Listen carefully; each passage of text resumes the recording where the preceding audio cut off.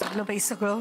भाज्या आणल्या आहेत, हे श्रीखंड आहे, वरण आहे, ती चटणी आणून ठेवली पाहिजेत, घारगेत सगळं आणलं. आता बबड्यानी फक्त विधी करून ह्याची आंघोळ तरी झालीये का? बबड्या, अरे आंघोळ झाली का तुझी? आई आई तो घरात नाहीये. अहो, मला एका शब्दाने न बोलता निघून गेला हा मुलगा. असं कसं काही सांगितलंय नाही त्यांनी मला. वेळेवरती विधी झाले पाहिजेत, पान ठेवलं गेलं पाहिजे ना. ऍक्च्युली आम्ही बोलत होतो आता आणि तो आता काय करायचं, सगळं वेळेवर व्हायला पाहिजे ना, म्हणून घाईघाईने एवढा स्वयंपाक केला. कसा आहे बघा हा मुलगा, जरा त्याला फोन तरी लावा. हो हो करतो मी फोन केल्यावर येईल ना तो. परत काहीतरी झालं असेल. त्याच्या प्रत्येक वागण्याला काही तो फक्त एकटाच जबाबदार नाहीये. लागला का फोन? नाही लागत नाहीये. मला वाटतच होतं परत काहीतरी घोळ होणार. असावरी अहो नाहीतर काय, आपण त्याला वाटेल तसं बोलतो, ओरडतो, रागावतो. पण आज जे काही घडलं तरी त्यालाही वाईट वाटलं असेल ना, त्यालाही त्रास झाला असेल. जाऊ दे ना, आता तो इथे येणं महत्वाचं आहे. फोन लागत नाहीये. त्याचा फोन लागत नाहीये, तो कदाचित इथे जवळपासच गेला असेल कुठेतरी. आई मी बघून येऊ का त्याला? मी येते बघून. तुझा शुभ्रावरचा राग अजून गेलेला नाहीये का? उगीच रागावले का हो मी तिच्यावर? असं कुठे म्हंटल मी? ती एरवी किती बोलत असते त्याला, मी कधी पडते का त्या दोघांच्या मध्ये सांगा ना. पण आज तिने चक्क स्वतःचं मंगळसूत्र काढून माझ्या हातात दिलं. योग्य आहे का हे?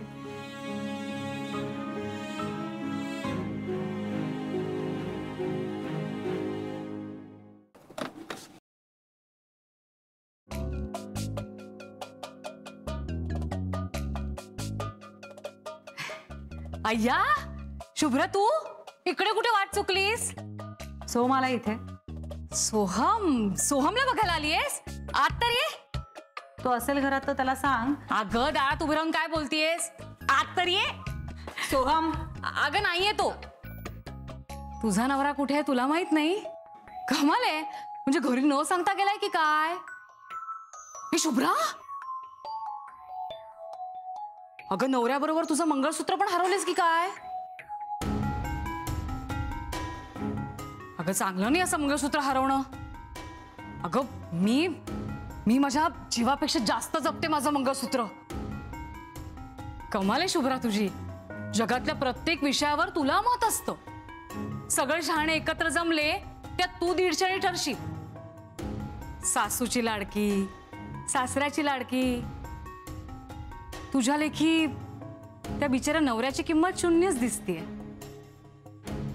नाही म्हणजे तुझ्या गळ्यात मंगळसूत्र दिसत नाही ना म्हणून म्हटलं. बाय द वे शुभ्रा, बायकांना काही येऊ किंवा न येऊ, स्वतःचं मंगळसूत्र सांभाळता आलंच पाहिजे. नाही म्हणजे हे आपलं माझं मत आहे बरं का. आता माझ्याकडेच बघ ना, मी इथे आणि सुनील दुबईला असून मी माझं मंगळसूत्र किती छान मिरवतीये, आणि तू बिचारी इकडे तिकडे शोधत फिरतीयस. नवरा ग. बरोबर, तू मंगळसूत्र मिरवतेस कारण तुझ्यासाठी तो फक्त एक दागिना आहे. आणि त्या दागिन्याची जेवढी किंमत आहे तेवढी किंमत तुझ्या नात्याचीही नसेल, आणि त्यातल्या कमिटमेंटची सुद्धा. हे बघ शुभ्रा, तू आलंय तुझं बोलून. आता माझं ऐक. इथे तुझ्या घरी मी सोहमला शोधायला आले, घाईत निघाले, पण एवढ्यातल्या एवढ्यात माझ्या गळ्यात मंगळसूत्र नाहीये हे बरं लक्षात आलं ग तुझ्या.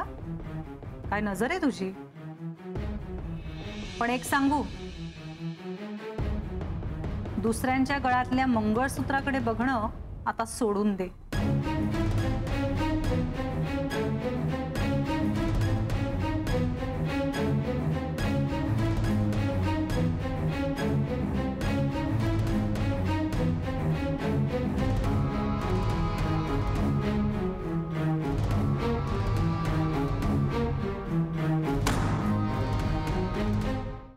माझाही फोन उचलत नाहीये तो. कमाल झाली याची. अरे फोनही लागत नाही, कुठे गेला काय कळायला मार्गच नाही.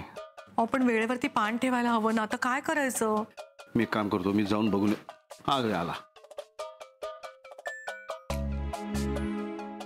सोहम, अरे कुठे होतास तू? किती काळजी वाटत होती तुझी. अरे तू फोन उचलत नव्हतास. चल पटकन हातपाय धुऊन ये सोहम आणि पान ठेव.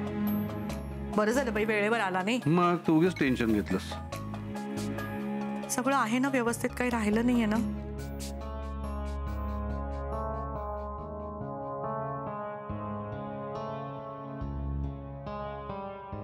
अरे केळीचं पान आणलंय मी.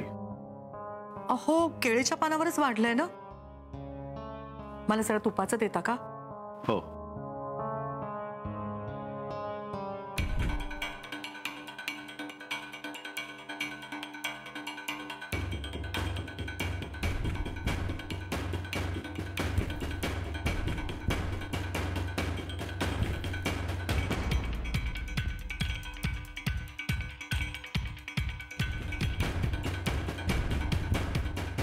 आसावरी,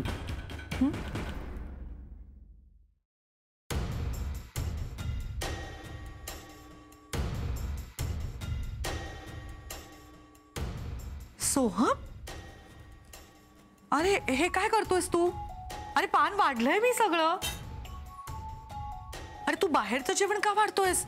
घरातलं जेवण असतं ना. अरे बाहेरचं. एक मिनिट.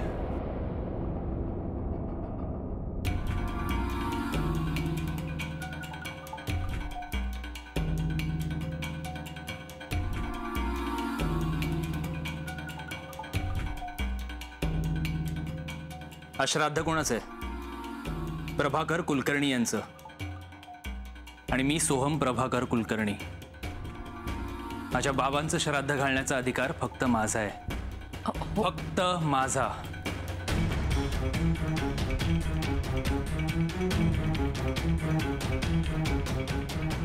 अरे हो बाळा, तूच करायचंय सगळं, म्हणून तर आम्ही तुझी एवढ्या आतुरतेने वाट बघत होतो ना. ते बघ पान केलं ना मी, त्यांच्या आवडीच्या सगळ्या गोष्टी आहेत ह्याच्यामध्ये. बघ पालकाची भजी आहेत, पुऱ्या आहेत, हे श्रीखंड यांनी स्वतः सोवळं नेसून केलंय. बघ तू फक्त हे पान ठेव. हे कोण आहेत? हा, हे कुलकर्णी आहेत.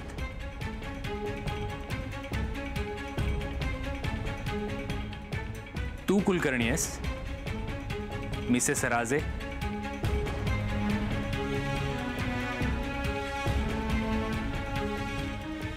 की ही कुलकर्णी आहे?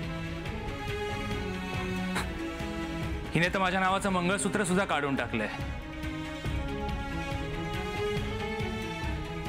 तुमच्यापैकी कुलकर्णी कोण आहे? आणि जर का तुमच्यापैकी कोणीच कुलकर्णी नसेल तर आज माझ्या बाबांचं श्राद्ध घालण्याचा अधिकार तुमच्यापैकी कोणालाही नाहीये. सोहम, अरे तू काय बोलतोयस हे? कशालाही सवय नेसून जेवण बनवायची नाटकं करायची? हे पान वाढून कोणावर उपकार करतायत? वर्षभर तशी बाबांची आठवण कोणालाच येत नाही. सोहम,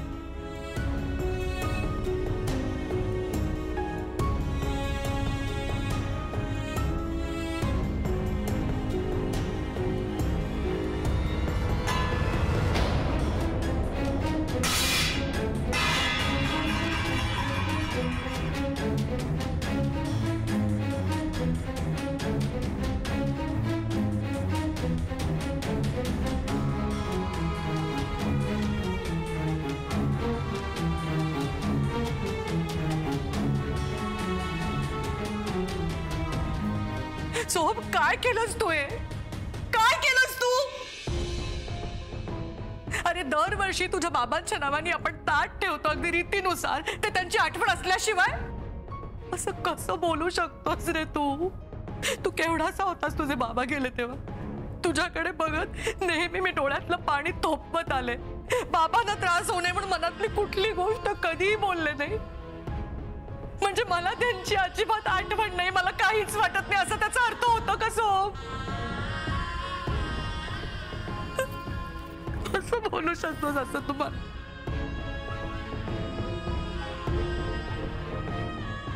आज सकाळपासून घरात काय काय चाललंय, जरा शांती नाही, वाद चाललेत, भांडणं चालली आहेत. फक्त तू ना जरा तुझं डोकं शांत ठेव रे सोहम. मी परत ताट भरते, तू मनापासून त्यांना नमस्कार कर. एवढं करशील का माझ्यासाठी? एवढंच कर रे सोहम. हो करतो, तू सांगशील तसं करतो. करशील ना बाळा? शेवटी माझे बाबा आहेत ना ते. यावर्षीही दरवर्षी सारखं आपण जे काही करत आलोय ना ते सगळं करतो मी.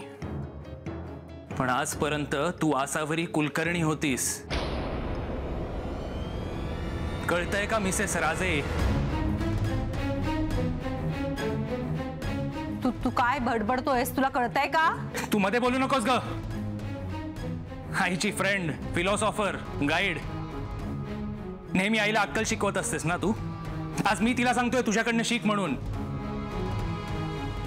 शिक तुझ्या या हुशार सुनेकडनं काहीतरी. तुला हे पान ठेवणं इतकं महत्वाचं असेल ना तर काढून टाक हे मंगळसूत्र.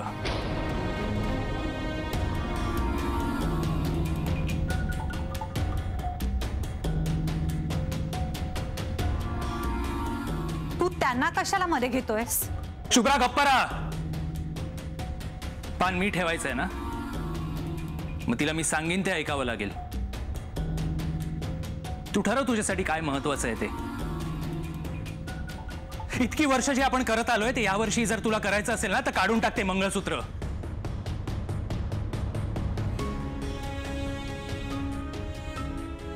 ते मंगळसूत्र काढ.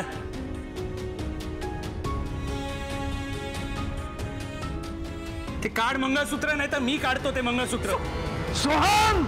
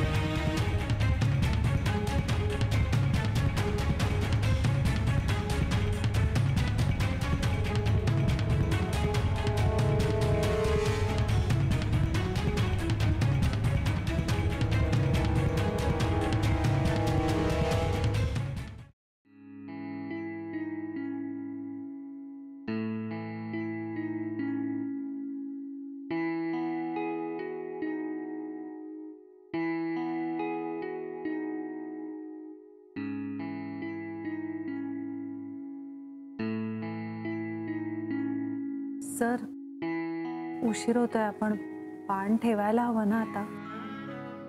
हो, पण सोहम सोहम नाही येणार. हो, पण त्याच्याच हाताने पान दाखवायला लागेल ना. त्याच्या हाताने पान ठेवायला हवं म्हणूनच तो येणार नाही. पण आपण असे किती वेळ थांबून राहणार आहोत? सर,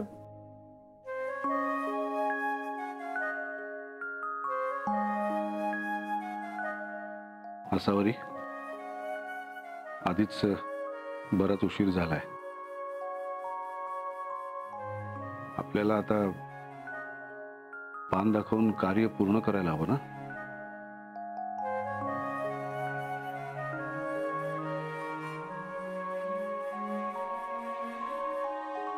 आसावरी, चल. हो, पण कसं? हे बघ आसावरी, लग्नानंतर तुझं फक्त आडनाव बदललंय. आसावरी तीच आहे. तुझं वर्तमान बदललं असला तरी भूतकाळ तोच आहे. हे बघ, तुझी या सगळ्यावर श्रद्धा आहे ना. मग तुझी श्रद्धा असेल तर माझा विश्वास आहे. आणि तूच म्हणतेस ना, मनापासून केलेली प्रार्थना देवापर्यंत पोचते. आपण सुद्धा मनापासून हे पान ठेवलं तर ते सोहमच्या बाबांपर्यंत नक्की पोचेल. चल, उठ. चल.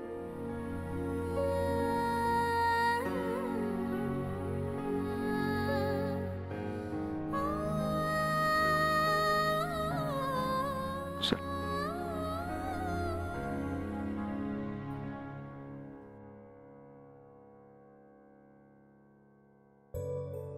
घे असं ठेव.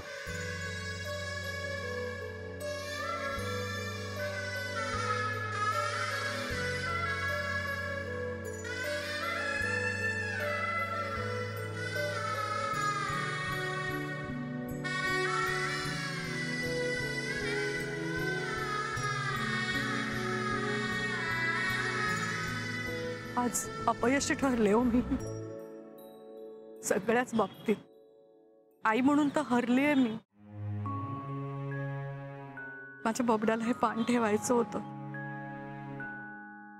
म्हणूनच तो ते सगळं घेऊन आला. बघितलंत ना तुम्ही. माझ्यामुळे माझ्यावरती चिडून तो तसाच निघून गेला, पान न ठेवता. माझ्याच बाबतीत एवढ्या तक्रारी का आहेत? ह्याच्या आधी सगळं ठीक होतं आणि मी का नाही त्याला समजून घेऊ शकले? आई आहे ना मी त्याची. एकतर त्याची बायको त्याच्यापासून दुरावते, दुसरीकडे मी त्याला लांब करते. इतकी कशी चुकू शकते मी? नाही आसावरी, तू अजिबात चुकत नाहीयेस. आणि जरी मी म्हणतो चुकून का होईना थोडीशी चुकत असलीस तरी काय हरकत काय आहे? असं कसं म्हणताय तुम्ही? हरकत का नाही? आई आहे ना मी त्याची. आई चुकू शकत नाही? ती माणूस नाही? तिला भावना नाहीत? तिला तिची अशी काही मतच नाहीत? ती स्वतःचे स्वतः निर्णय पण घेऊ शकत नाही? खरं तर मला असं वाटतं की मुलगी जेव्हा सून बनून सासरी येते ना, तेव्हा ती सुरुवातीचा काही काळच फक्त सून असते. तिला एकदा मुलं झाली की ती त्या मुलांची जशी आई होते ना, तशी त्या नवऱ्याची आईच होते. सासू सासरे घरात असले त्यांची आईच होते. आणि मग या सगळ्यांचं काहीही बिनसलं बिघडलं की जबाबदार आई. का?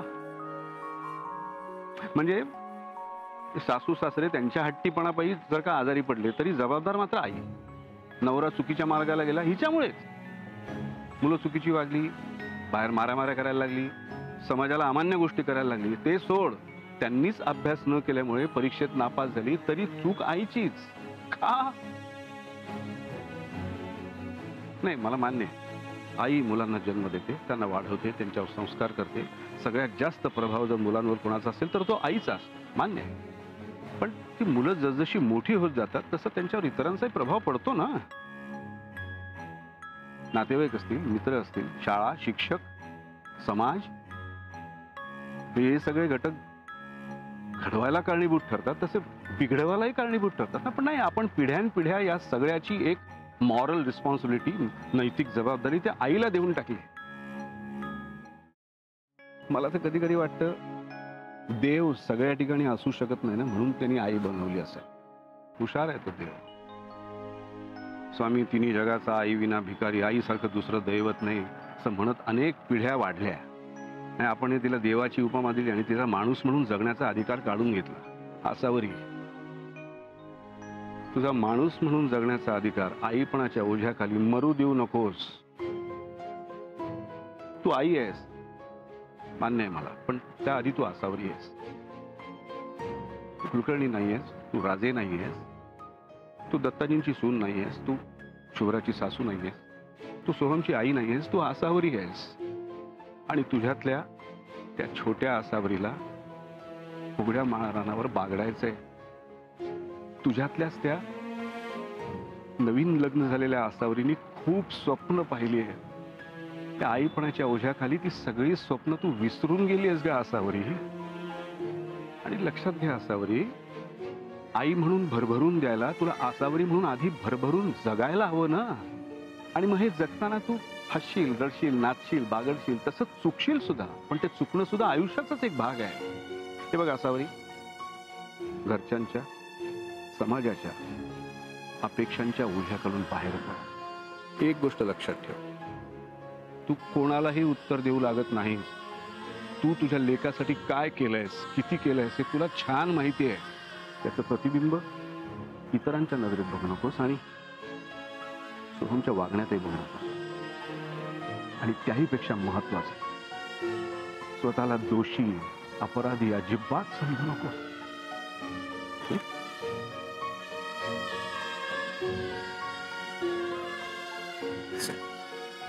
खाऊन घेतो.